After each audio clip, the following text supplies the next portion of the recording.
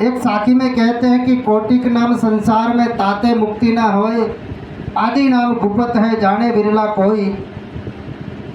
इस दुनिया में ऐसे नाम तो करोड़ों हैं, पर जो आदि नाम गुप्त है वह सदगुरु ही बता सकते हैं, और उस सदगुरु उस नाम की परख करवाते हैं। उस नाम को सिमरना करके इस भव से पार होना है और उस परम पिता परमात्मा के धाम में जाना है, तो हमें 7 भूमिका को पार करनी होगी। शुभेच्छा भूमिका और विचारणा भूमिका और तनुमानसी भूमिका और सत्वपति भूमिका, असंस्कृतिक भूमिका और पदार्थ भावनी भूमिका और तुरिया भूमिका। यह जो 7 भूमिका पार करेगा वह उस परमपिता परमात्मा के धाम में जा सकता है। शुभेच्छा भूमिका जब मनुष्य के अंतकरण में वैराग्य पूर्वक मुमुक्षा होती है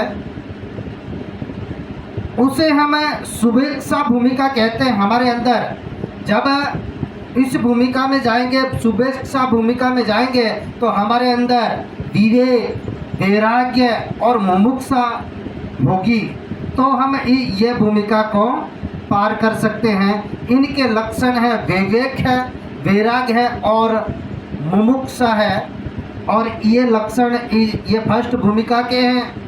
और दूसरी भूमिका के हैं कि विचारणा भूमिका, यानी इस स्तर पर विद्यार्थी अभ्यास करता बन जाता है। वे धीरे धीरे खुद में गहराई से उतरकर मानसिक सीमाओं को पार कर मैं कहाँ से आया हूँ, कहाँ जाऊँगा, यह जान लेगा और यह विचार करेगा। इस भूमिका को विचारणा भूमिका कहते हैं। तीसरी भूमिका है तनुमानसी भूमिका, जो इस अवस्था में मन की क्षीणता होती है, यानी मन धीरे